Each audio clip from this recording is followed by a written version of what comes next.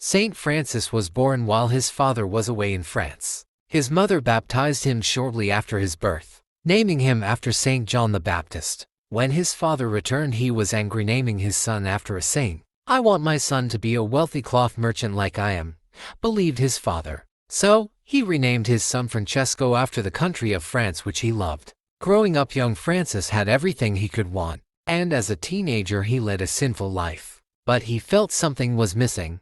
Saint Francis thought it was glory. "If I just become famous, my life will be perfect." So Francis decided to join a crusade, a war to save the Holy Land. He purchased a beautiful set of armor, a horse, and everything else that was needed. He boasted he would return famous. One day into the crusade, he had a dream. God wanted him to return home.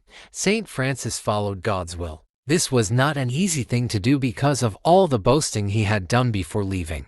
Ha! Look at Francis. He sure became famous. Famous for only being in the army one day. How? Saint Francis heard this kind of teasing everywhere he went. Saint Francis began to pray. One day while he was out riding his horse, he spied a dirty leper who smelled badly. What would you do if you met someone who was very sick and smelled? Well, Saint Francis got down off his horse and gave this man a kiss on the hand. This surprisingly made Saint Francis delightedly happy. As he rode off on his horse, he glanced back. The man had disappeared. That must have been a test, thought Francis. A year ago I would have turned my horse away from that man and ignored him. Saint Francis regularly went to a crumbling church to pray. One day, he heard Jesus talking to him from the crucifix. "Repair my church," Jesus said, believing he was to fix this old church. Saint Francis gave a bunch of his family money for repairs. This made his father angry. "Give me back that money, Francis," demanded his father. In response, Francis declared that he was no longer part of the family, and he didn't want any of his inheritance.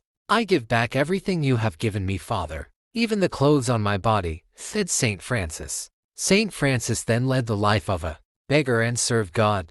Eventually he established an order of monks. There are stories about Saint Francis being able to talk to the animals. One day there was a large flock of birds that Saint Francis preached to, telling them they should be thankful. The birds stood still and listened as he walked among them. They only flew off when Saint Francis told them to fly away. Another story about Saint Francis talking to an animal involved a wolf. This wolf had killed many people in a town due to hunger. The townspeople were going to hunt it down and kill the wolf. Instead, Saint Francis went out and talked to the wolf, telling him to no longer kill anyone. The wolf obeyed and even became the town pet. The townspeople always fed the wolf from then on too. His feast day is October 4th.